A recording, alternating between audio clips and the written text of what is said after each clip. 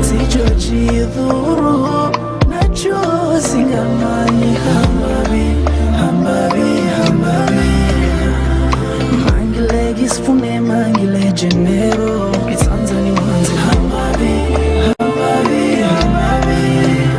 sijojidhuru nachozingamani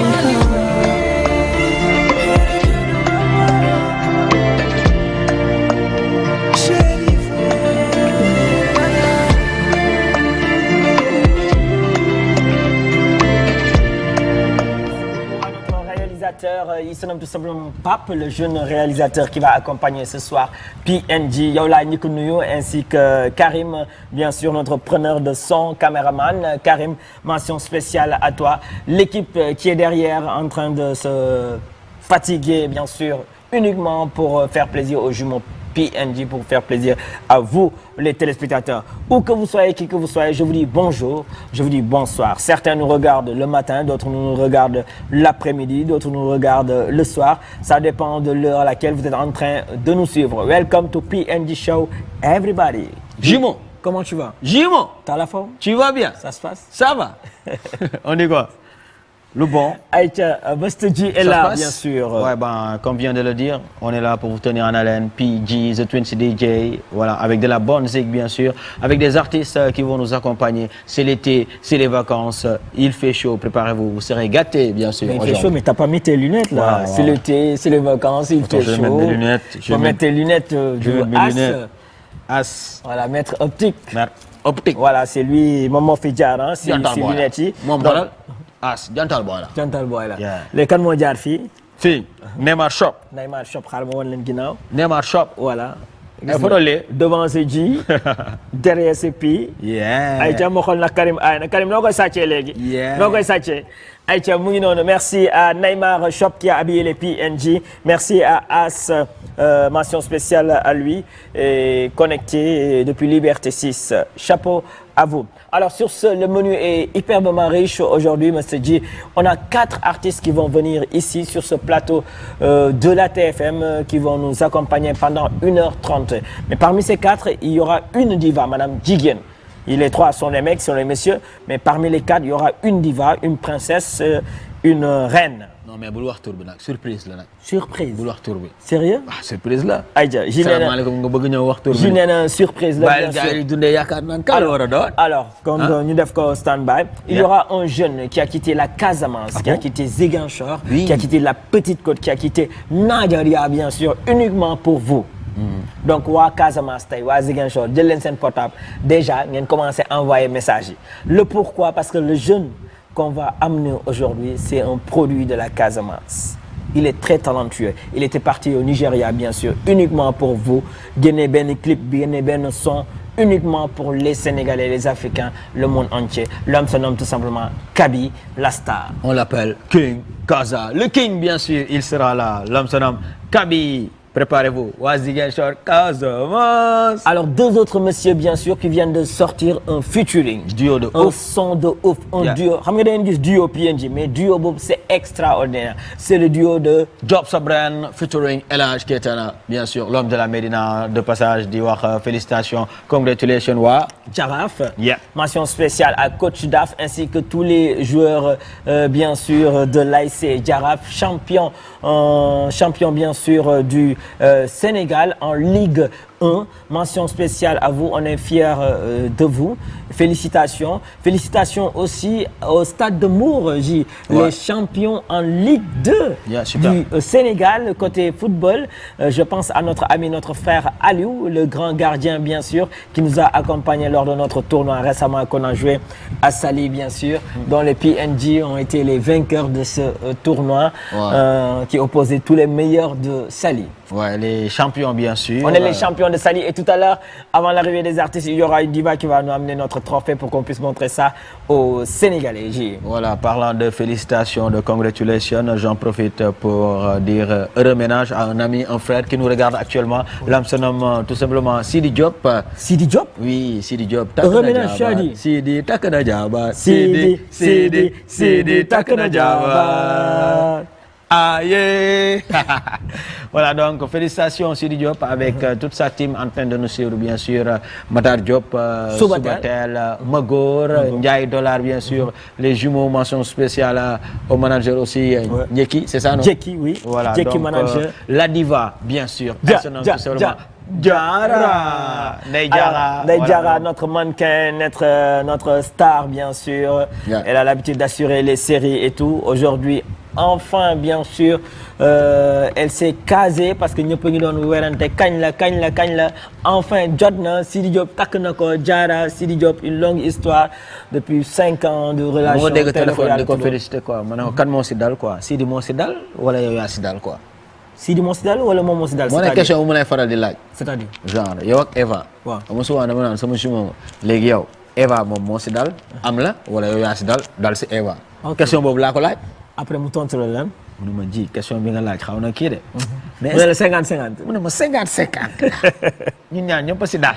kon Sidi Diop dal nga si le fait d'avoir une femme comme Diarra dal nga si le fait d'avoir un homme comme Sidi Diop, artiste bien sûr, chanteur sénégalais. Heureux ménage à vous, on vous souhaite beaucoup de succès, beaucoup d'enfants bien sûr, des ils, des elles, des jumeaux, des jumelles. Yàlla na si def barke sey bi cat seexlu leen ji. Alors sans tarder, on va regarder ce magnifique clip bien sûr hein. Exclusivité la lu bees tàkk la.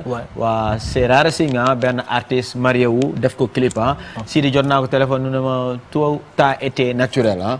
c'est-à-dire quand tu dis tout a été naturel clip bi ngay gis nii sax. du caméra sax moo nekk di ko jël. wala dañ ko kii nee na lépp téléphone la si ay fo. si ay fo. waaw donc si ay fo ñu seetaan clip boobu noonu avant d'accueillir nos invités. super. Yeah. On y va, on va regarder le joli clip de Sidi Diop. Les jeunes mariés, les jeunes mariés. On va dire heureux ménage. Let's go.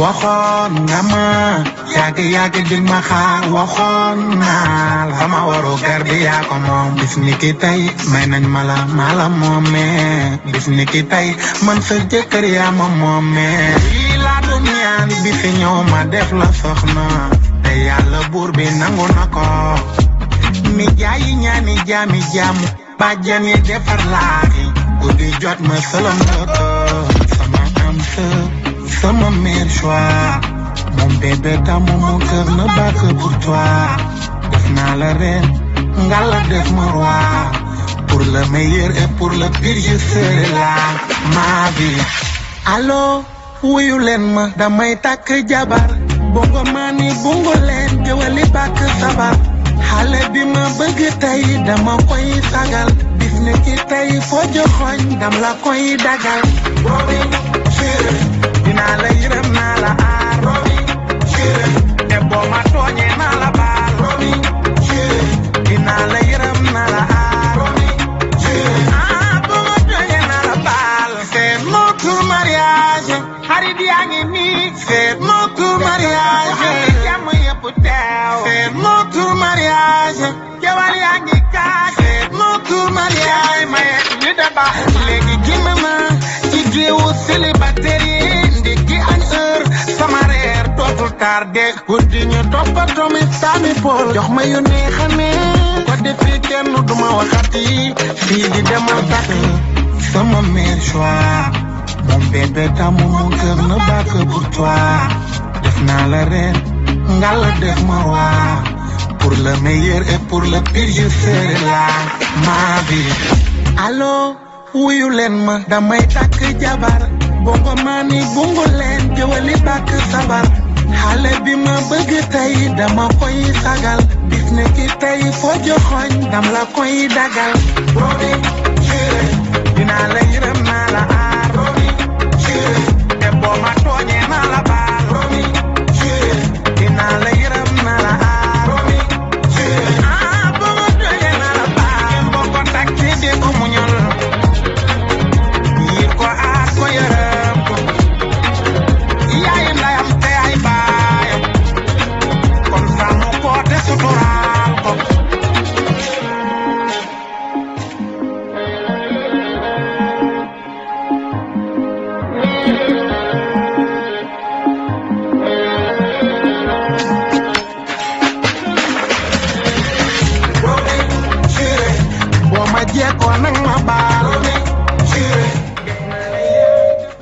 Allez les mariés, vive les mariés bien sûr, la famille Diop en fait, mention spéciale à vous, heureux ménage à Sidi, heureux ménage à Diarra, heureux ménage bien sûr à tous les mariés du Sénégal, d'Afrique, du monde entier, à travers ces clips bien sûr de Sidi Diop. Ñu ngi koy may képp ki nga xamante ne jamono ji tu es nouveau marié ou bien nouvelle mariée ñu ngi la koy may ah képp ki nga xamante ne aussi jamono ji bien sûr dund nga sa mariage il y a 1 an, il y a 2 ans, il y a 3 ans, 5, 10, 15, 20, 25, 30, 35, 40, 50 ans, peu importe. Ñu ngi leen di wax encore une fois félicitations à vous venant de PNG, venant de Sidi Diop. Alors pour ceux qui désirent envoyer un message de félicitations à Sidi Diop, il est en train de nous regarder avec son frère manager Jeki. Nee leen ko Sidi Diop félicitations, heureux ménage au 77 485 91 59. Il s'appelle Jeki. C'est le frère de Sidi Diop. ñoom jamono ji ñoo toog ñoom ñaar di seetaanandoo bien sûr émission bi. Donc heureux ménage à Sidi Diop, Master Ji. Voilà, donc Ndeye Diarra, encore une fois, gros bisous à toi et félicitations. Hein? Ndeye Diarra, la diva. La diva, la princesse. Te mariage kii la de religieux la de. Ah. réception bi mu ngi waaj a ñëw samedi bii le 5 am na mariage bu ngand bu PNG war a animé juste après nag beneen week-end bi mariage star bi Sidi Diop PNG tamit ñoo ko war a animé mais samedi bii moom bu tay bi moom suspense la. No comment. No comments. Après vous allez comprendre. En tout cas kooku tamit ñu ngi koy wax heureux ménage si milieu bi la nekk bien sûr du ma ne artiste la du ma ne animateur la mais si milieu bi la nekk si milieu showbiz bi donc jamono ji mu ngi ñuy seetaan ñu ngi koy wax heureux ménage. Mention spéciale à toi copain heureux ménage bienvenue dans la cour des grands dee leen ñëw rek dee leen may fekk si rek ngeen bàyyi fa ji. Tandal boy. Ji. Voilà, donc sur ce, c'est l'été, comme je l'avais annoncé tantôt. PNG, ce dimanche, oui, on sera à Saly, au niveau de l'hôtel Human Lodge, en spécial Yendu, piscine, Yendu au bord de la plage. Beaucoup bien la sûr. mercredi. Non. Tu sais, les mercredis, on est au niveau de l'étage, en soirée discothèque. Oui. C'est de 0h à 5h du mat. Ça, c'est une soirée dansante. Une soirée discothèque. Voilà, discothèque. Les mercredis. Les mercredis. Ok. À Saly. Et maintenant, les dimanches, c'est les vacances, il fait chaud. Il fait chaud. C'est l'été. C'est l'été. waaw def suñu short. J'y porte des lunettes. Okay. Def lunettes. Okay. Def fashion. Def ay couleurs. Voilà doxantu ba Saly bien sûr à l'hôtel Human Lodge soo ñëwee ba bienvenue à Saly juste après banque bi sa gauche nii avant nga egg Saly Princesse hôtel Human Lodge en spécial yendu. Il y aura des artistes qui vont nous accompagner. Il y aura à manger, à boire, des jeux à n'en plus finir. Façon jeu boo leen mënti xalaat am na fa ñëw leen papa yaay doom avec PNG, de la bonne musique et des artistes invités. Ça sera du lourd pour ce dimanche au niveau de à l'hôtel Human Lodge. Pour ce dimanche. Voilà, donc vous pouvez envoyer un texto via le 77 244 22 22 et puis pour faire vos réservations là-bas, voilà, et toutes les informations aussi hein qu'il faut. Ouais. Super, ça c'est très important de le souligner. Alors avant d'accueillir nos artistes, Mr. G, oui. Est-ce qu'il est possible d'envoyer un message aux enfants qui nous regardent? Parce que certes, il y a les jeunes qui aujourd'hui soutiennent l'émission, les adultes et tout. Et j'aimerais aussi ne pas oublier les enfants. Les enfants? Si c'est possible. Parce que le week-end passé, tu nous as offert un son pour les enfants. Mais aujourd'hui, tey clip laa bëgg nga may ñu comme ni ngay mayee clip bu artistes yi. nga may ñu benn clip boo xamante ne képp kuy xale de 0 à 5, de 5 à 10, de 10 à 15 di nga si gis sa bopp ji. Parce que émission bi doonatul émission jeune kese. léegi doonatul émission mag kese xale yi dañ si bokk ji. damay teg benn son ma xool sama réalisateur bi dina mën a teg clip bi ndax am na dégg-dégg. NG ou bien le soir. Donc en tout cas mention spéciale à tous les enfants du monde ñi nga xamante ne jamono ji ils sont en vacances ñu ngi leen di wax bonnes vacances à vous. Les futurs bachelières di leen wax bonne chance aussi à vous. On est de tout cœur avec vous. Ils sont en examen donc ñu ngi xaar seen ay résultats ñu ngi leen di wax de tout cœur avec vous venant de Pi venant de J. Alors vous envoyez un message sur le portable de mon jumeau. Passe-moi le portable s'il te plaît. Voilà au 77 244 22 22 hein.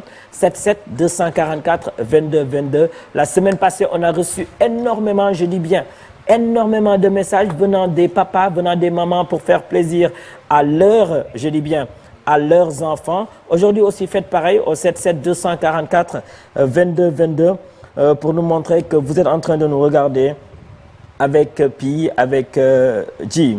Donc mention spéciale à vous tous qui êtes en train de nous suivre. Kenza qui fait big up à sa maman. Au lieu que maman avait fait big up à sa fille, c'est Kenza qui a pris le portable de sa maman pour nous faire un petit coucou. Kenza et Anna, bisous à vous, ainsi que tous les enfants du monde entier. Mr. G. Voilà, donc sur ce, on enchaîne très rapidement avec notre premier invité qu'on va accueillir sur scène. L'homme se nomme tout simplement Kaby King Kaza. On va aller à Ziguinchor. Ziguinchor, oui. Kaby, si c'est bon, on regarde bien sûr ce joli morceau, ce joli tube. Let's go. King Kaza.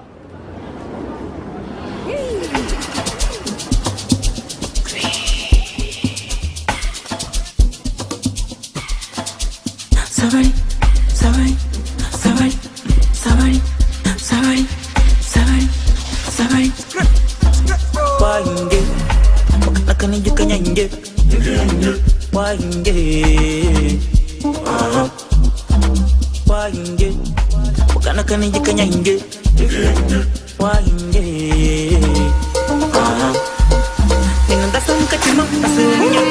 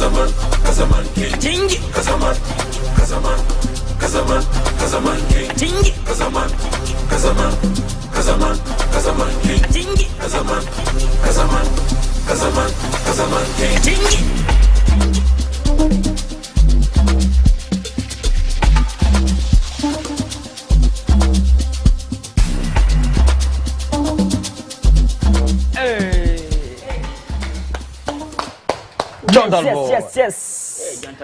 Congratulations, mon frère. Ça, c'est l'homme Kaby, Mr. G. Kaby, mon ami, mon frère. Kaby, je te présente mon jumeau J. Qui c'est ma gars, le Gentle Boy. Puis voilà. J, qui est mon copain, le Kaby le Todo. Casamance le Jogé. Kaby, comment tu vas? Je vais bien. Mais Kaby, il est nice, hein? King Kaza. King Kaza. Tournez le moral parce que dafa am luñ ci bind leen ci ginaaw de. Ani Pape jëlal ma lii waaye nga zoom ko zoom. Afro Kaza. Pam. Li mooy Afro Kaza. Noonu lay demee. Afro Kaza si kanam ñu bind ci lan? King Kaza. King Kaza, Afro Kaza. Kon yow yaay king bi ah. The only king. Kon mën nañ ne tey PNG King Kaza lañ dajal maanaam king. For sure. yaay borom Casamance yaay borom Ziguinchor. lépp. jeex na. borom Sénégal. ayca ñu bàyyi la nga nuyu les téléspectateurs de la TFM ñi nga xamante ne ñu ngi seetaan King Kaza bien sûr est là, l'artiste qu'on ne présente plus aux jeunes de Ziguinchor, l'artiste qu'on ne présente plus aux Sénégalais. Le pourquoi? Parce qu'il est bourré de talent, il est en train de mener bien sûr à fond ce chemin. Encore une fois, bonsoir et bienvenue dans le PNG Show Seetu bi. mais bonsoir maa ngi leen di nuyu yéen ñaar di nuyu ñëpp ñi nga xamante ne ñoo nekk ci TFM bi voilà et puis di nuyu tout le Sénégal rawatina la Casamance bi nga xamante ni fa laa jógee di nuyu waa Tandine waa Sindian Ziguinchor fàttewuma fenn donc di leen jaajëfal bu baax a baax a baax a baax a baax. mais nuyu leen si Joola. est-ce que mën nga leen nuyu si sa làkk quoi wala yow déggoo. si parce que ji dégg na séeréer. kati Casamance kati Sénégal ni safu saf burom njaa ñëwlu the number one king of Kaza Kaby njamde safu dere gu métti ñoom dere P&D show gars yi. jàngal ko léegi balaa muy wéeri. léegi xam nga nuyu na leen si làkk bi léegi est-ce que mën nga ma wéyal benn wéyu joolaa. benn wéy boo xamante ne yéen voilà seen làkk lu boo xamante ne. ji du taal son du taal dara moom ngay nuyoo gars yi. man am na son boo xamante ne moom daf ma neex nag parce que seet naa saa yu may def soir su ma ko tegee. ñu koy jóg quoi boobu moom. Oliwambamba be wule bababa kadikora. non demal ji xaaral ayca ñu may ko gars yi. ok xaaral tijjil sama kii Karim tijjil son ji on applaudit. Venez, mettez-vous au milieu bien sûr. Ça c'est Kaby bien sûr. Ce morceau je l'offre bien sûr à Fabienne et à sa fille bien sûr Sandrine. Oui. Voilà, elles adorent ce morceau. Ok. dañ may fekk boîte ne ma ji yóbbu ñu Kaby King Kaza. Ok. Donc ce mercredi on sera avec Kaby pour ce new single bien sûr à l'étage de Saly et puis aussi le dimanche à l'hôtel Yuma Lodge bien sûr 2 événements avec notre artiste Kaby. Alors ce son aussi moi je l'offre bien sûr à Mocha de King Cosmétique qui va faire une inauguration pour la grande boutique à Saly.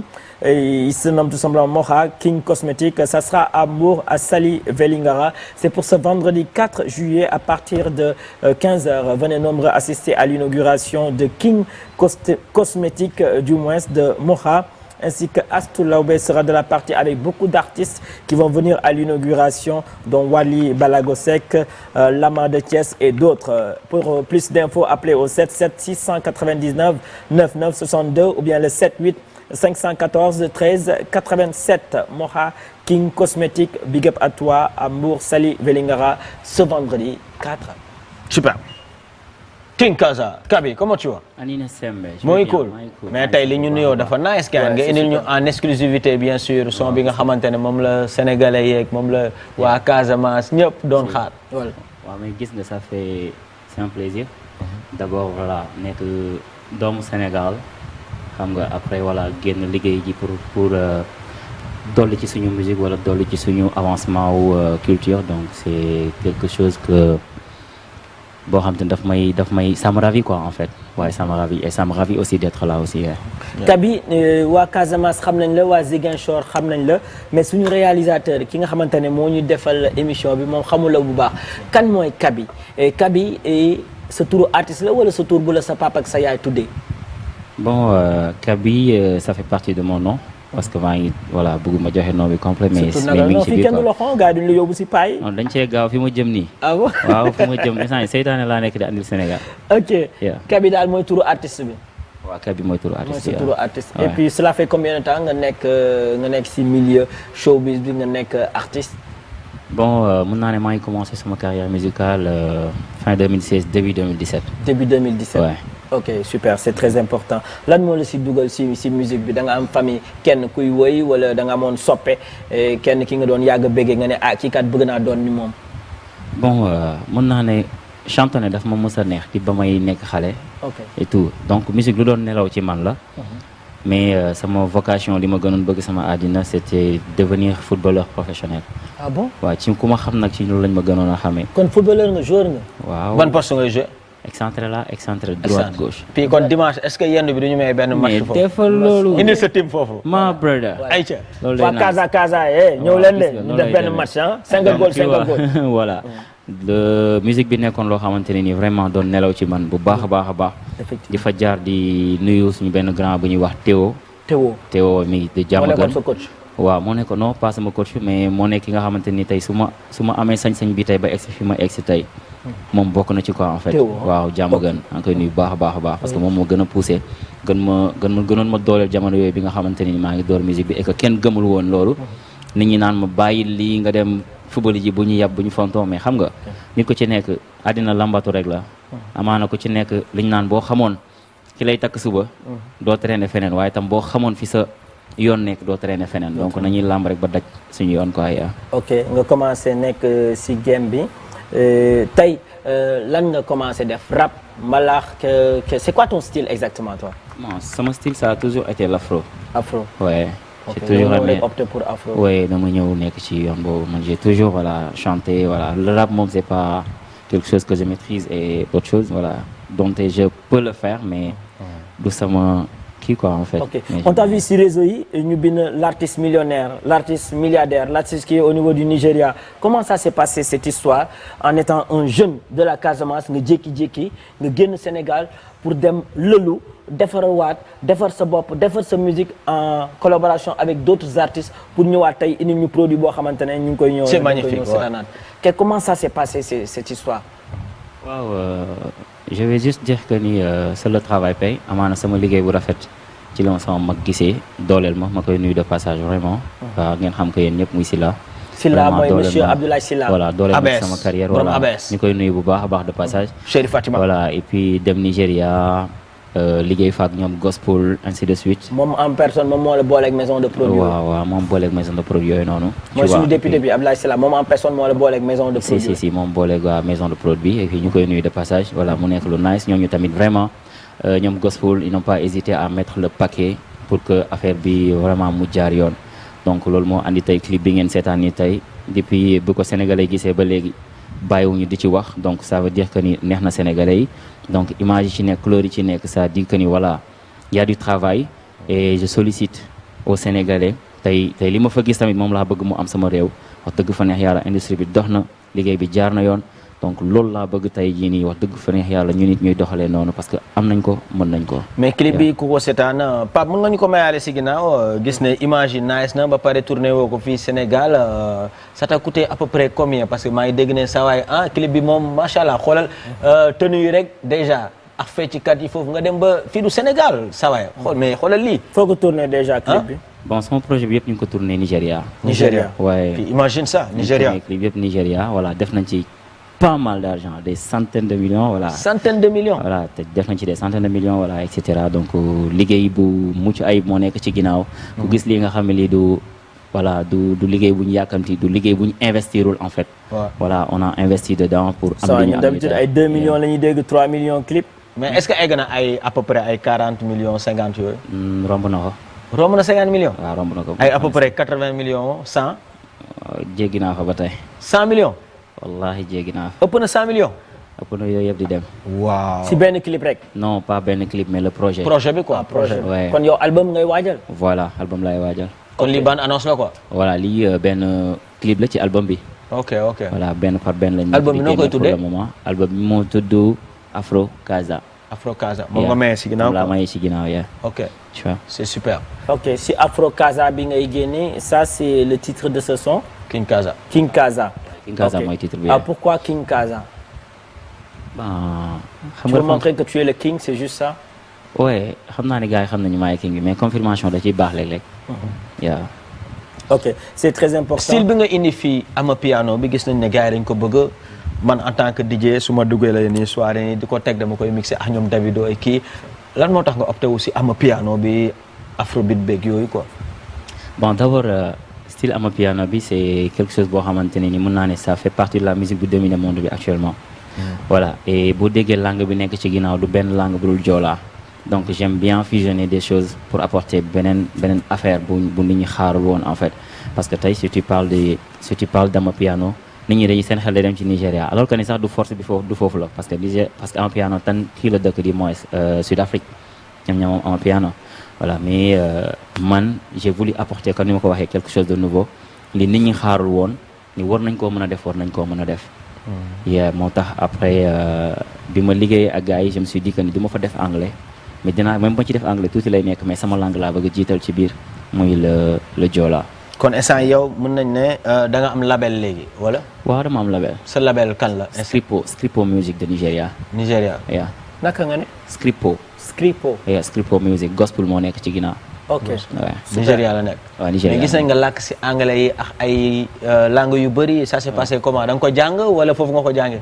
bon mën naa la wax ni gars yi en tout cas ils m'ont beaucoup aidé ci côté langue bi parce que ñoom na dañoo bëri langue voilà mais des fois si j'ai besoin de savoir quelque chose mën naa leen ko laaj ci wala ñu laaj ma ko man ma jox leen ko en Joola ñu wax ma en anglais wala ma wax leen ko en anglais ñoom ñu traduire ma ko selon ci beneen xeetu langue bi du ma ko soxla donc am na fi pidgin da ngay dégg pidgin fii da ngay dégg many language yoo xamante ne nii ci biir Nigéria la au sein du Nigéria la. xale yu jigéen yi fii ak fecckat yi da nga ko loué wala da nga leen yóbbuwaale nu mu fa demee nii wala.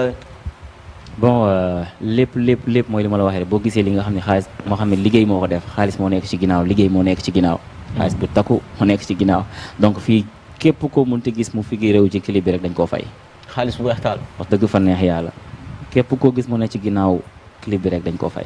Ok. Sure, yeah. Donc c'est un label puissant qui est derrière tout cela. waaw c'est un label très puissant bu nekk ci ginnaaw waaye. moo tax kon nga gaare maanaam oto bi nga gaare si buntu kii bi cosaan. Mitsubishi bi. waaw Outlander. waaw. non kooku sama maga ma ko jox. kan si. ah mais kenn ki la rek. ABS Abdoulaye Sylla. ki ñëpp di topp. ABS. De passage, big up à Fatima qui est en train de nous suivre. Mr P, je confirme ce que vous dites. Mon mari l'a découvert à travers un simple clip où il a aimé les verdures. nee na jëkkër ji daf la seetaan si benn clip boo xamante ne dafa gis ay garab et tout te moom yooyu daf ko neex. raison pour laquelle tey mu yóbbu le niveau bi nga xamante ne tey egg nga fi. wax dëgg fa neex yàlla je salue également sa femme. vraiment di ko nuyu bu baax a baax. voilà Fatima mu nekk yaay seex voilà mu nekk soxna. léegi album bi kañ lay génn. voilà et album bi déjà c'est en cours. nekk ni amatul arrêt day daw rek. kon mën nañ xaar yeneen clip yeeg yeneen son yeeg. yu gën a métti yi ngay gis. dama pare pour andil Galsen Seytaane mais dama pare tamit pour rafale bépp heure buy traîner fii et en Afrique. super waaye wax dëgg fa neex yàlla je suis là je suis prêt pour apporter man sama touche bopp mais aussi pour bokk ci ñi yóbbu musique gu Sénégal musique gu Afrique fu sori dëgg fa neex yàlla je suis pas là pour kii de. Super. Alors, tu fais des guichets fermés au niveau de Ziguinchor, ce base et tout. Est-ce que tu as aussi pareil pour Fi Dakar imposé où? Parce que là, tu nous parles de l'international et tout. Il faut aussi s'imposer. Tu t'es imposé au niveau de Ziguinchor. Ok, tout le monde te connaît. Est-ce que tu es prêt aussi à t'imposer ici à Dakar dans des salles mythiques? Les plus grosses pointures sont en train de prester là-dessus pour que demain, nous le guissions aussi au niveau de la France, l'Espagne, l'Italie, l'Angleterre, un peu partout à travers le monde entier. Dakar si sa carrière de planning de travail. Ouais, Dakar moom suñu wéeruwaay la suñu base la. Sénégal laay wax sax suñu wéeruwaay la suñu base la. parce que tey ku am wéeruwaay doon neex ba ma fii li ñuy xaar ci Sénégalais yi mooy ñu jàppale ñu mais dama jàpp ni fi ñu bëgg a def ñu ne ay guichet fermé yàlla bu mu nekk Sénégal. yàlla nañ ne doomu Sénégalais bi dem na ba États-Unis feesal ay li ñoom Davido di feesal saal yi gën a mag en fait sama rêve foofu la nekk en fait.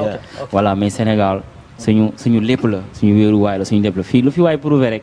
sant yàlla quoi mais balaa ngay dem toji France wala États-Unis bi ngay wax foog nga toj fii ba pare man foofu laay waxee moom laa lay wax Sénégal wéeruwaay la Sénégal luñ la fi dolli rek plus la.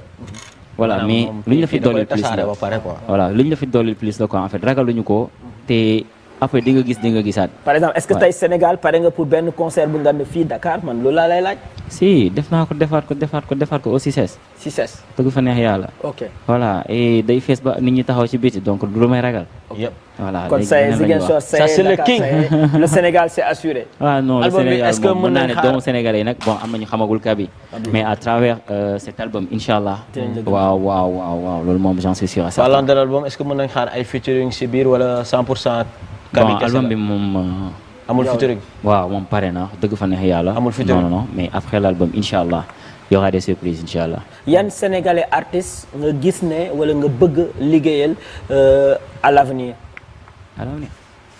par exemple tey ñetti artistes yoo xamante ne nga ne puis vraiment après sama album bi bëgg naa defal kii ak kii featuring. est-ce que loolu du ma ko leb rek mu nekk surprise bëtu gars yi après. mu nekk surprise. ouais je pense que c'est mieux. mais rappeur lay doon wala mbalaxmaan. non ku xaw a nekk ci sama corde nag rek lay nekk. ok ouais parce que j'aime bien garder ce style musicalité. voilà musical bien garder ça ouais. ok super c'est important de le souligner. Alors dans l'immédiat les perspectives c'est vendre bien sûr ce single ce joli clip et tout et dans peu de temps il y aura l'album qui sera disponible pour tout le monde n'est-ce pas au niveau des plateformes wala en CD c'est comment. bon ça y est dans toutes les plateformes. super ouais tous les plateformes inchallah. super alors Kaby lan nga am envie wax tey waa Casamance ak ñëpp di la seetaan avant d'accueillir bien sûr suñu deuxième artiste yi El Hadj Keita avec Job Sobren qui sont déjà là. waaw kati Casamance njëm na saafara. jërëgu metti añool wala ña li ñu tate sur la TFM anyolo ambabe Sénégal on korege mi kabi nde wonko manji saforo fanfan e tanji safum depuis fuccen ambe jardi lanji minjendi ji benen duoy inshallah anyolo ome be ka teben sukolal ome be ka teben furimolal one be ka teben ciosanolal donc jom da wonkeru muy burom manji joji saforo anyolo di diwoli burom diko palom pore kambo mbolam ko kambo me jolay pore diko arsak burom jom bare geru meti voilà ji benen li duo man jow focul. Ok. Votre page pour vous suivre et puis un contact aussi bi nga xamantene dinañ la mëna joindre wala joindre sa manager pour des concerts prévus. Bah sama page c'est comme d'habitude Kaby number one mooy sama page. Kaby number one. Ouais mooy sama page YouTube. Wala mais Instagram tamit yaa ngi am Kaby number one tamit mooy sama Insta. Okay. Voilà pour le numéro il y aura le 78 78 OK 597 oui 99 64. OK. Voilà là vous pouvez nous joindre. Ok kan nga bokkal groupe Pi nga bokkal groupe wala J parce que Pi souvent day tooñ naan gars yi moom mooy team marié bi wala C bi yow fan nga bokk instant yi fan lañ la mën a placer. instant yi waaw man maa ngi ci digg bi de. non loolu moom amul. soit da ngay nekk fële wala nga nekk fii saa mais mën naa nekk wala fekkee ne da nga si bëri la mën nga ne yaa ngi si digg bi fekkee ne da nga si bëri la yaa ngi si digg bi. OK. Bii day bokk émission bi li mu wax nii. léegi fan ngay taxaw si digg bi. fan ngay taxaw si digg bi mooy nekk si bëri la. amul yàqalaate. kon ñu bind si digg bi ah. Kaby si digg bi Kaby si digg bi. si digg bi voilà. OK Kaby mu ngi si digg bi donc lépp xëj na si voilà. pour ñi nga xamante ne ñooy dundee yaakaar quoi. tëjul bunt yi dañuy seetaanaat clipam et puis juste après ñu accueillir Mr G. Wesh, on va regarder bien sûr le nouveau clip à nouveau de Kaby. Oui, Kaby King Kaza pour mayaat ko sénégalais et puis juste après ñu jël El Hadj Keita et Diop Sabra. Let's go Pape si c'est bon mayaat ñu clip bu Kaby bi.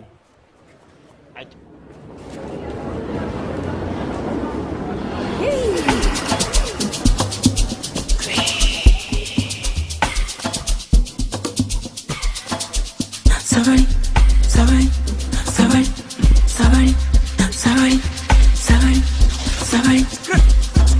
Wainge, nakani jukanyange. Wainge, wainge, nakani jukanyange. Wainge, ninanda samka chima asunya.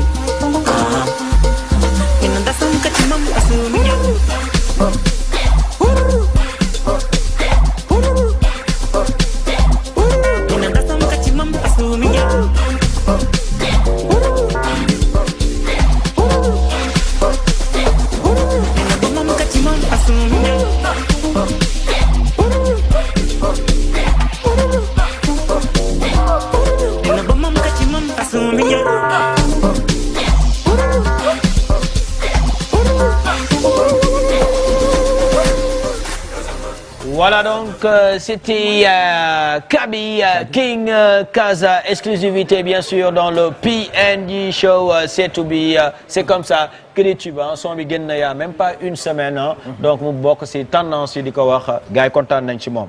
Congratulations bien sûr à notre ami, notre frère Kaby, artiste bien sûr de la Casamance qui est en train de s'imposer. Nous te souhaitons une très bonne chance bien sûr, beaucoup de succès à l'avenir. Respect à toi Kaby. Alors waxoon nañ leen ko, on a 4 artistes, 4 invités, benn bi jàll na mu des ñaari góor yi et puis pour terminer, il y aura la jeune fille qui sera là bien sûr. Alors c'est un duo de choc, un duo merveilleux. y a pas de commentaire dañ leen di segal clip bi ngeen seetaan ko ñu accueillir leen fii c'est parti. Job sa Brian El Hadj Keita dans le PNJ show let's go lu bees la.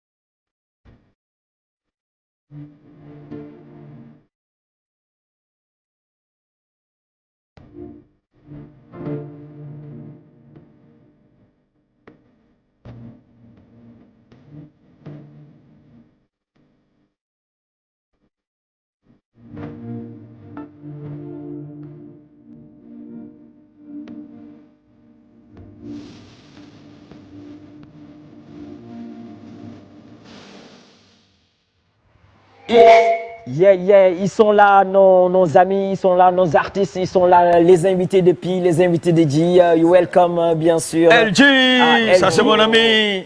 From Medina, le champion. Parce que ça, ils ont dit championnat. Et il est toujours en numéro 10. Hein. Ah ouais. Aïcha. Job sa Brian. Job sa Brian. Voilà. Ça va. Maintenant, si Kadi, moom rek c'est célibataire. Voilà. Voilà gis ngeen gars yi dafa nice de ah 1 2 3 Céli quatrième bi Céli. LG non yàggatul la. ayca LG comme que yow yaay jege célibataire bi yaay micro bi donc on va te laisser saluer les téléspectateurs parce que namoon nañ la c'est toujours un plaisir de te voir toi en compagnie de tes jumeaux parce que suñu nitu démb nga. LG waaw PNJ Sadat man ak yéen démb la quoi. franchement moo tax bu ñu nee PNJ du ma xaar. amul xaar man ak yéen c'est la famille. ba pare yéen da ngeen jàpp ci carrière El Hadj Keita au début boobu c'était RDV. live Job sa son premier live xam na nu mu demee avant sax ay télé et tout. avant télé. dañ doon def matinée 20h ba minuit moom minuit 5h moom moo waroon jouer soirée. temps yi moom génneegul woon clip génneegul woon dara de da doon def ay soirée nii rek. amul clip amul dara mais ñun saa yu ñu demee si boîte bi ñu ne ñun dafa am benn artiste boo xamante ne day def guichet fermé fii. donc yéen PNJ 20h minuit suy waaj a doon def leen tout ñun avant minuit sax dañuy gis gars yi di rang di xaar matinée bi jeex rek pour commencer. mu ne waa mais kii ban artiste la. musuñ ko gis télé musuñ ko dégg rajo muy def guichet fermé non kii kon tey dañuy toog su matinée bi jeexee seetaan ko benn 30 minutes rek pour xool est-ce que mérité na ñu yóbbu ko télé wala rajo mais on a regardé juste 15 minutes ma ne je valide. kii day ñëw télé donc en tout cas noonu lañ ko xamee moo tax talent rek mooy fay.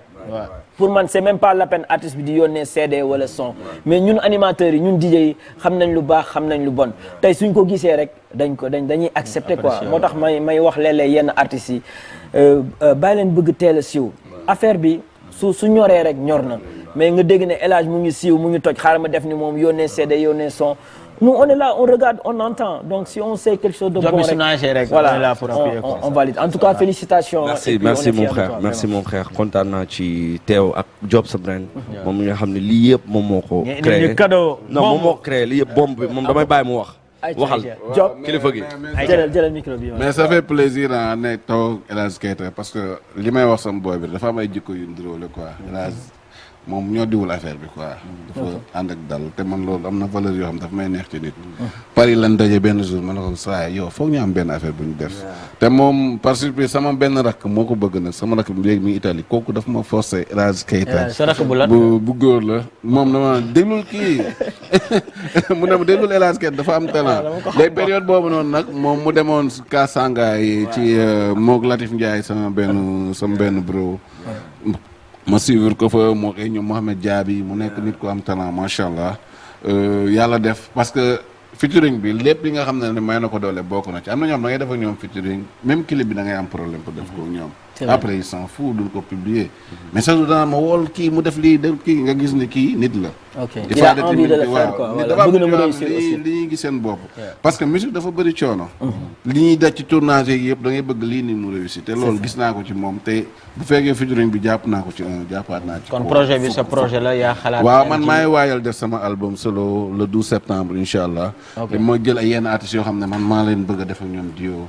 comme El Hadj Keita def naa benn ak Dior Mbaye def naa benn ak Rema Diop ak Khadim Temps yooyu yëpp dina génn après. ok loolu yëpp ci album bi la loolu yëpp ci album bi la. kon son bi clip bi dafa nar a fekk ci album bi. waaw ci album bi la nekk. parce en septembre que bukki dañ ko presque son yi mujjee prise la mais. mais bi est-ce que dina am bu ko daak saa bi neex na de bukki. waaw bukki waaw am na yeneen yu ñëw mais El Hadj moom fi mu teg affaire bi moom.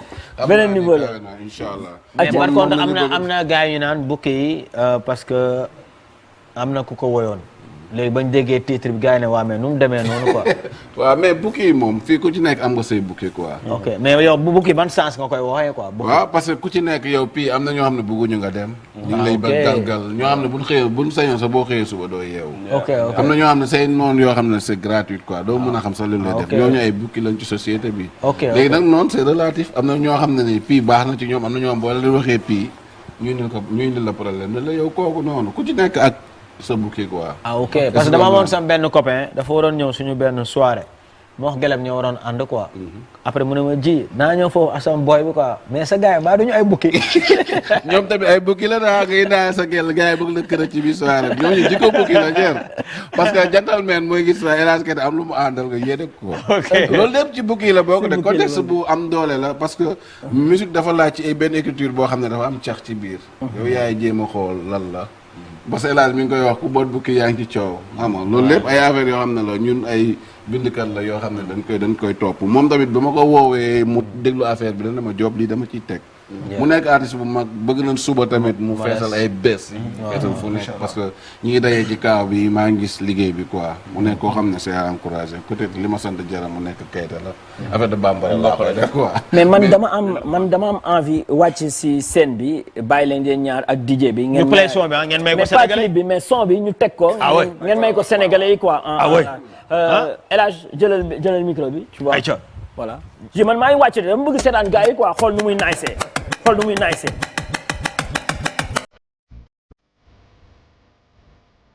Karib yokkal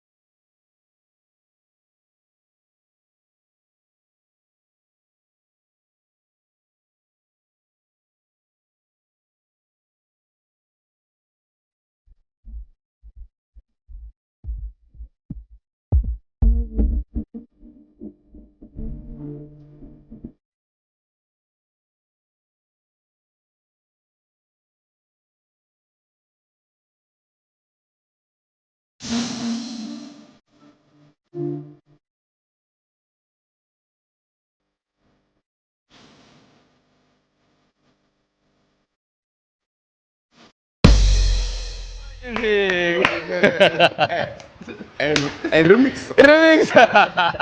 mais loolu dafa saf. mais man actuellement dama am envie doon téléspectateur continuer toog. non lii dafa neex rek lii dafa neex. est-ce que yaa ngi dégg liñ may soufflé sama réalisateur nee na puis doyaluñu de doyaluñu. waaw nice. alors et là j'imagine une soirée un concert boo xamante ne yéen sur scène yéen ñaar c'est autre chose. non magnifique morceau. waaw loolu force la moom tamit comme li mu doon wax sànq ci man ci moom la nekk. musique bu ñu koy def ñun c'est pour yëg-yëg la looy sentir la te ku ci nekk boo yéene sa morom jàmm rek loo leen def day nice moom lu mu wax ci man moom moo nekk ci moom parce que maa moom fan yëpp ñi ngi nekk international maa moom gisante nañu waxtaan nañu te am na yeneen yuy feeñaat incha allah yoo xam ne man ak moom lay doon parce que moom tamit dafa am talent yàgg job mën li muy def macha allah te xam naa ni maa ngi moom a yam dañu xaroon bukki yee ñu xaroon ci yoon bi rek moo tax ñu génnee bukki yi nañu may jàmm. c'est vrai bukki yi nañu may jàmm ñu bàyyi seen milieu bi nii seen milieu showbiz bi dafa am affaire yooyu ñoo xamante ne vraiment ñii sans farce quoi ñii bugguñ booy bi siiw wala ñu bugguñ booy bi am na fépp loolu fépp la ci liggéey yëpp la ci liggéey boo mën ci gis am na fépp waaw yàlla nañu yàlla sàmmal boppam rek waaw c'est important alors très rapidement son bi clip bi balaa ngeen di rejoindre plateau bi gars yi dama bëgg ñu décortiquer ko fan ngeen ko tourner exactement. non clip bi moom dama la ciy wax ngeen may ñu si tuuti quoi clip dama la ciy wax lu neex. ok. clip bi 16h lañ ko waroon ko waase nekk de hélas moom 20h lay yeewoo quoi. 16h. équipe bi yëpp toog ñu ne ñu hélas day nelaw. vraiment jour boobu ma respecté grand bi quoi woo naa ku nekk dem leen yee li ma hélas réalisateur bi ne ma mën ko mais. artiste bu dee sa niveau grand bi day nelaw. mu nekk affaire boo xam ne ba ñu ñëwee moom moo ñu dugal. mais téye ko foofu hélas sa secret ak nelaw fan la. voilà c'est quoi exactement parce que Mbaye Faye tamit noonu la moom ay 18h lay yeewu. waaw am naa donc c'est quoi le secret. inspiration guddi gi laay job guddi gi moom moo ma gisee moom. ok guddi gi laay mën a bind yu bari. teg mais bëccëg kenn mënu la am. bëccëg moom damay dallu. da ngay dallu. waaw damay dallu. ok. man daal jour boobu doon guddi tamit ngay fayeeku. waaw guddi laay fayeeku. ok guddi laay jouer soirée. ok allez-y. waaw jour boobu ça fait plaisir moom dañoo ñëw rek fekk ñu stressé hélas ñëw dugal ñu ci biir clip bi. dugal ñu ci kër yi woo nit ñu ko war a tourner. xam nga affaire bi nekk lu naturel même ba réalisateur bi danaan ma kii borom baax la quoi. moo tax lépp borne positif mooy li ngay dégager. loolu dafa baax ci nit quoi. day tax foo nekk mu neex nit ñi duñu suulewu quoi. ok mais les lieux c'est où exactement. fan ak Médina la ñun ñoo ko fekk ji. ñun ñoo ko fekk si foofu noonu dóor ko moom tamit mu lijjanti effectif bi. di bigge ba digital pro. ñoom tamit sonnoon nañ ci jour boobu noonu mu nekk affaire boo xam ne ni même. sama doom la waaw sama doom la moo daw ci man noonu mbëkk siisu parce que mbëkk tamit moom bukki la. ok bukki la xale bi dafa maa bëgg fan sa kese la. c'est vrai waaw mu ànd ak moom xale bi gis ma daw ci man.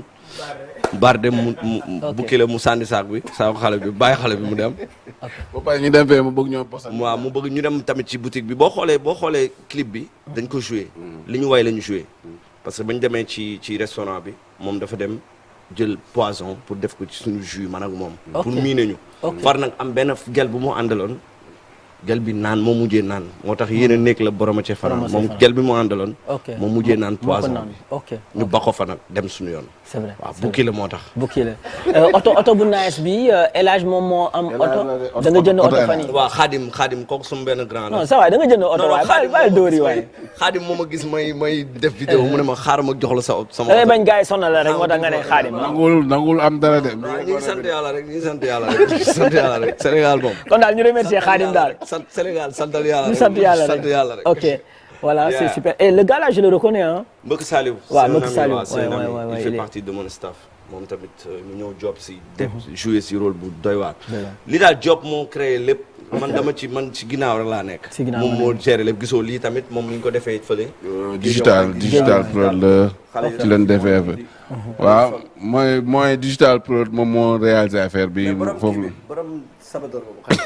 mooy Rock Team style moom mooy sol defar sama tenue yi max moom tamit ama Rock Team musique am na Rock Team style ci côté stylisme gars yi ñi ngi fay investir parce que musique moom foog nga ubbi affaire yi super kooku foog ñu tuddee ko benn émission mu solal PNG waaw mu solal PNG même li ma sol nii moom moo ko ñawaa ah mais c'est super c'est super made in Africa la made in Galsen la loolu lépp ay affaire yoo xam dañ koy créer pour industrie musicale bi gën a yaatu super mooy loolu noonu quoi mais di wax gars yi nañ dem YouTube diggu Job sa Brain featuring El Hadj Keita Bouki yi ñu gën a booster gars yi ñu ngi ci promotion bi di waajal album bi le 12 septembre waaw 12 septembre dafa di leen féliciter yéen ay nit yoo xam ne leen mosul leen changé te am na respect boo xam ne leen koo jox artiste te loolu c'est important bu ngeen gisee sama appel sax da ngeen may kii waat parce que lu bon ñun teg nañ fi ay label génne nañ fi ay artistes yéen reconnaître ngeen loolu quoi su comprendre ay mag lan léegi ñu ngi liggéey di jaayante mais da ngeen gis loolu noonu yéen koy valoriser ci seen respect ci seen lépp quoi loolu moom dama ne woon tey damay ñëw pour waxaale ko Sénégal dindi ko parce que lépp lu mën a am from to zero to hero foog mu am respect quoi man bu am respect rek bu la neexee demal fu ne sa àdduna bi man du ma la jox du ma la fil quoi. Même appel manquant sax da ngeen ko gis ngeen woote lan nga bëgg a def te loolu c'est intéressant quoi gestes yu ndaw yooyu noonu. ñun ñëpp war nañ ko tàmm ci showbiz bi la ñun ñëpp ku ci nekk buñ gisee PNG di ko représenté fu ne ci àdduna suñu fierté la. artistes yi à la base nañu joxante respect quoi. parce que des fois dafay rare quoi nañ joxante respect di jox yëg-yëg di respecter featuring comme ni ko saa di defee quoi. Venez nous rejoindre ici sur ce plateau. laaj question bi ñëpp xamee nañ la koo xamante ne dañu naan def duo defal moom featuring voilà donc muy Chérifou ñëpp tamit sànq tout à fait au début de l'émission am na benn bés bu génne des benn featuring bi mais di la laaj sa relation le temps de voilà donc juste une question boo xamante ne sa relation ak Chérifou moom nga daan àndal saa leen dem et tout gars yi ñoo ngi laajte ndax ba léegi yéen a ngi ànd wala ku si nekk dafa jël carrière solo am quoi parce que tout à fait au début de l'émission gis nañu clip bu nice bi nga xamante ne moom def na ko featuring gars yi doon laajte sa relation ak Chérif fu mu toll wala léegi ku si nekk dafa jël carrière solo am. waaw mais loolu presque émission yu bëri dañ koy wax parce que à la base Chérifou Job sa Brain c'était une collaboration. bi ñu defee suñu deuxième album Noël yi def Sorano la ñu wax ni ku nekk war na mën a commencer sa projet solo on l'a dit waxtaanee ko day jaar du groupe quoi non Chérifou Job sa Brain du groupe parce que ku ci nekk am nga def say affaire ci loolu lañ nekk moo tax ñu commencer projet solo yi mais day jaar studio dañuy gisee des fois waaw ku nekk yaa ngi say bagage ku ñaanal tamit ku nekk yàlla taalay. mais relation bi mu ngi naan ba léegi yéen a ngi wootante téléphone. day jaar studio waaw. day jaar studio et tout.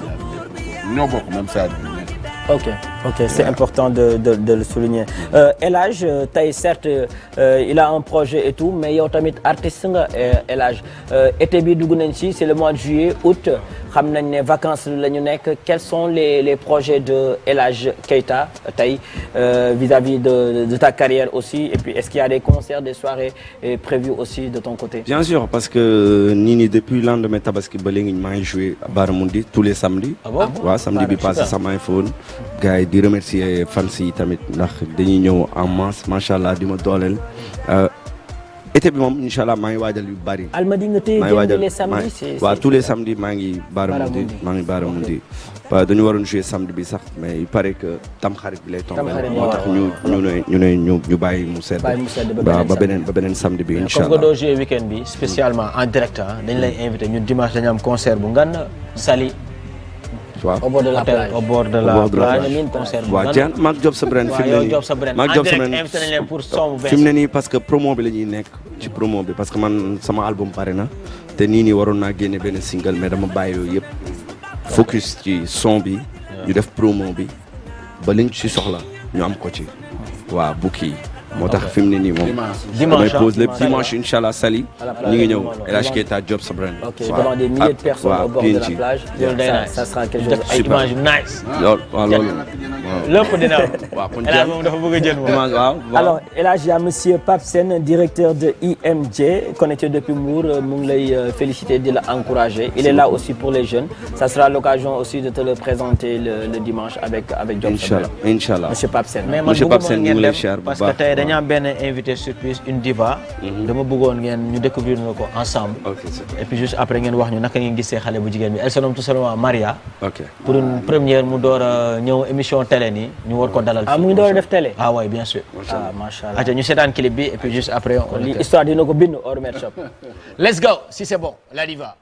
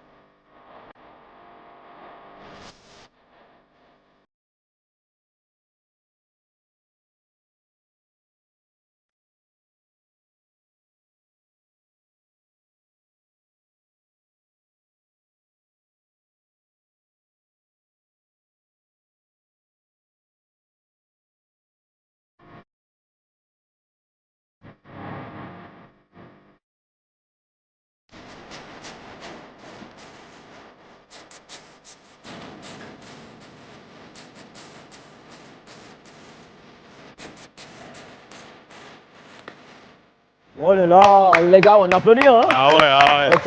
Kon balaa ngay rejoindre plateau bi dama bëgg Pape nga jëlal ma sañse bi si kaw ba si suuf, ah, Angie. ah ouais Xale bi def na blanc de. dafa 5 macha allah. Macha allah. Ñu bàyyi la nga nuyu les téléspectateurs avant que ngay ñëw. El Hadj kontaan na tey dégg naa ñaareel sax lay wut.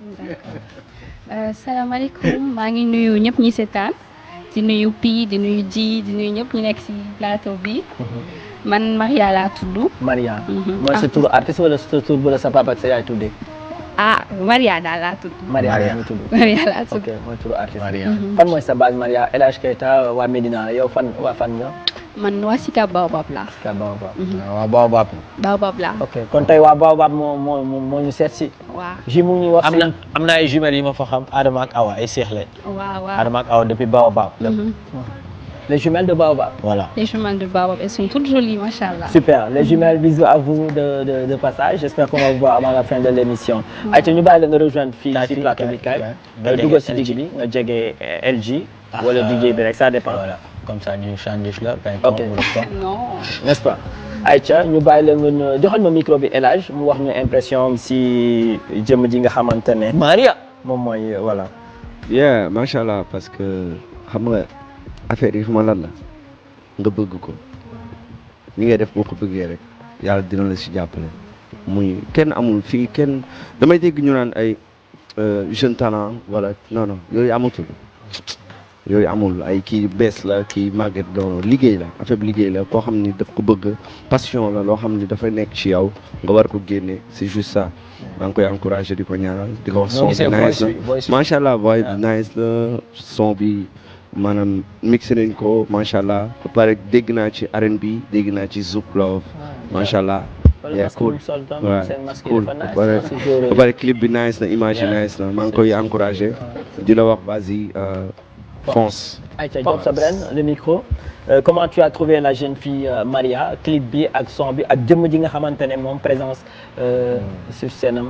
waaw mais di ko féliciter rek comme les la wax musique moom nekkul lu yomb quoi xam naa ne clip bi moom dañ na ci lu woo ko ak bi nga ma ne mi mooy première fois mu taxaw fii nii ama jàmbaar la ñu koy féliciter di ko wax ni musique ci côté surtout côté jigéen lu sensible la mais lu gudd la tamit gëm sa bopp liggéey. dafay affaire yu nice dafay clip yu rafet di sol ay masque.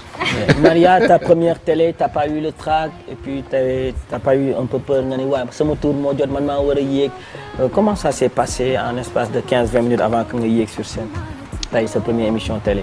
ah je peux dire que ça va parce que àdduna moom nit lépp looy commencé di nga xaw a tiit tuuti parce que loo xamul rek ngay tiit mais je peux dire que ça va alhamdulilah sant yàlla. des grosses pointures comme Diop Sabren El Hadj Keita da nga leen doon gis ci télé yi di leen dégg. et tout tey nga bokk ak ñoom plateau ça te fait quoi. si. ah loolu de ça me fait vraiment plaisir parce que franchement dama leen di déglu te gis naa li ñuy def nice na trop. Maria man xam nga laa bëggoon. nga nuyu ñi nga xamante ne ñoo ñuy seetaan sénégalais yi sans son sans dara nga may leen sa voice ñu déglu ko benn 30 secondes rek. waaw loo sentir rek may ñu ko. waaw baax na vas-y. xaar ma kii fais-toi plaisir laisse-toi aller. mas mën naa ko dama koy yónnee Pape réalisateur bi moo tax ñu xam ko ayca.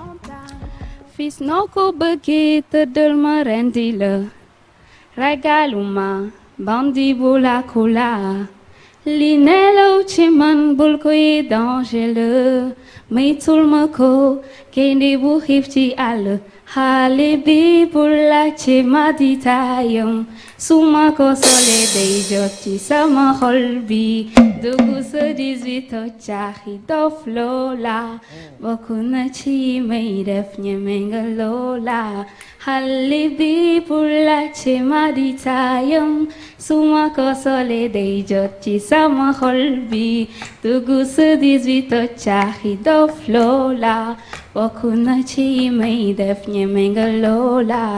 Wow. Oh là là, c'est magnifique.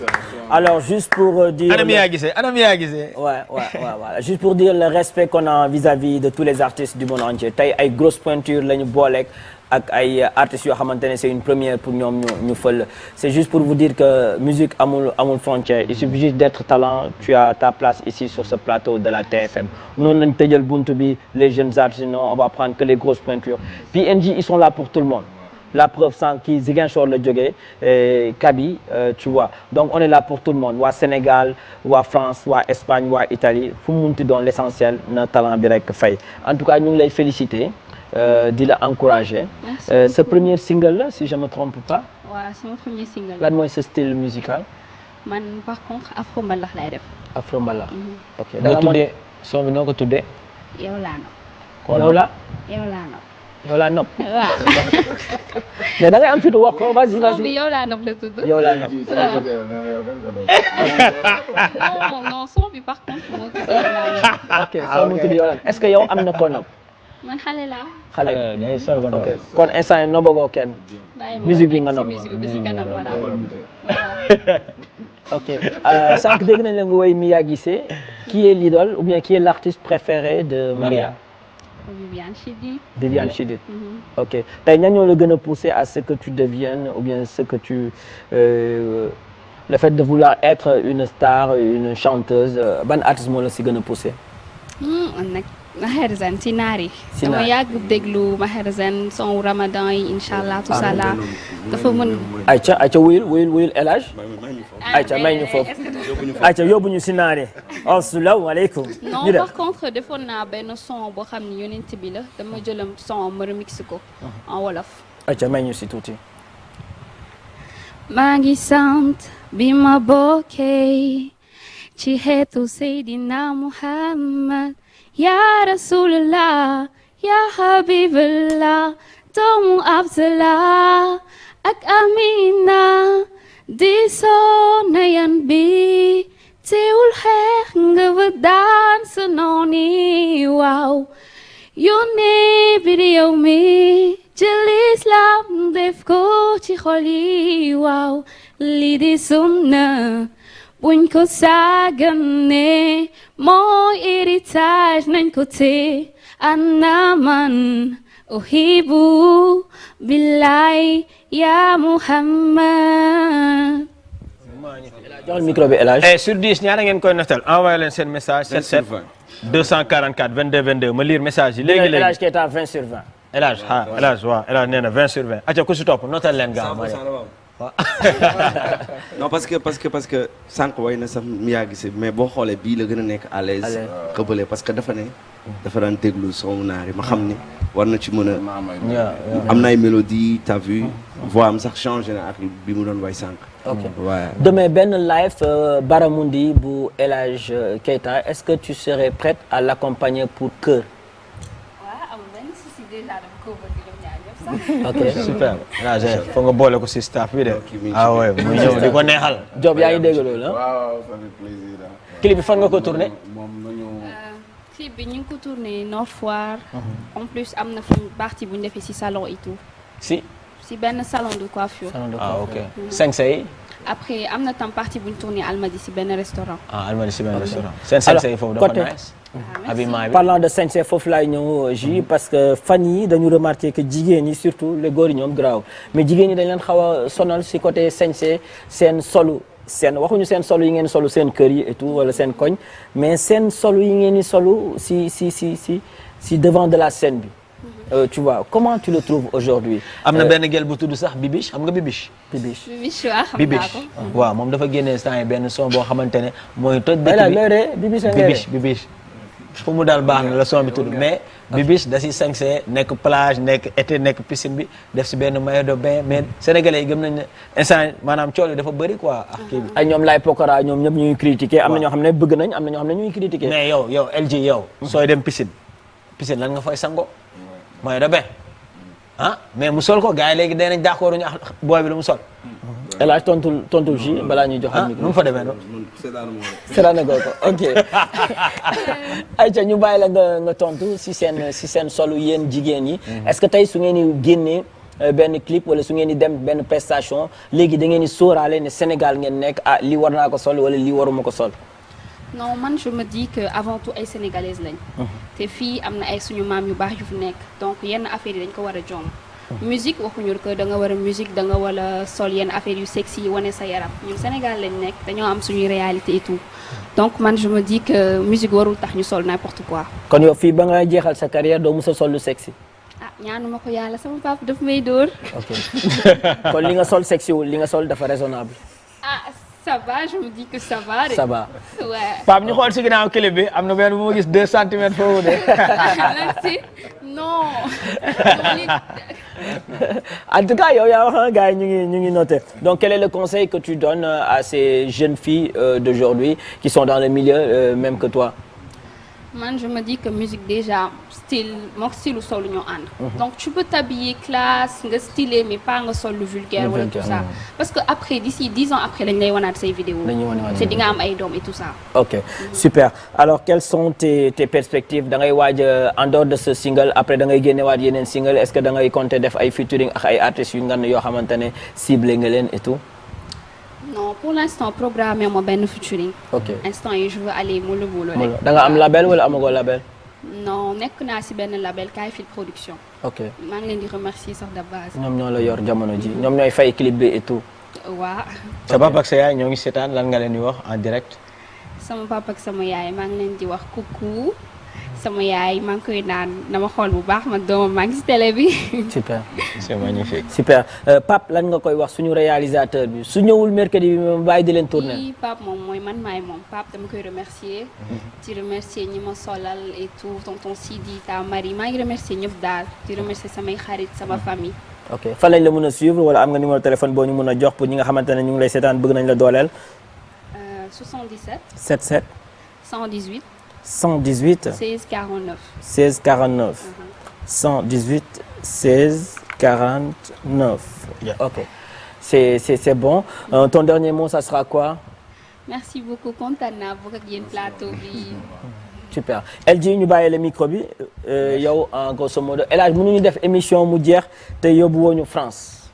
Voilà PNG France lañ yàgg supporter donc tey coupe du monde su amee à part Sénégal ñun France la ñuy supporter donc tey émission bi mënul jeex te yóbbu woo ñu France yaa xam nag fan nga ñu yóbbu mais il faut nga yóbbu ñu France voilà. Cabrel.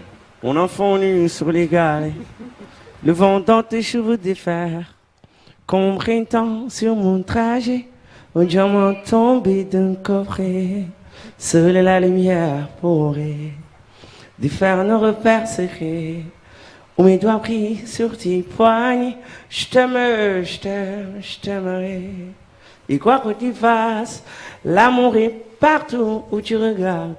Dans les moindres coins de l'espace, dans les moindres rêves où tu t'attardes, l'amour comme s'il en pleuvait, nu sur les galets. La la la la la la la la la. mais gars yi jël championnat bi nee na ñoom fiiriir bi moo leen di daaneel. non ñoo jël championnat bi championnat ban. Sénégal bi waaw. non champion coupe bi ñëwagul de. ah non des na. dafa lépp lay jël. ah am na benn final bu ñuy waajal. waaw final kañ la. waaw le 26. 26 ok waaw incha allah loolu sunu yëf la maa ngi félicité waa Jaraaf yëpp di wax Youssou Diall kontaan naa ak tonton Cheikh Seck macha allah ñoo ñu indil ndam li.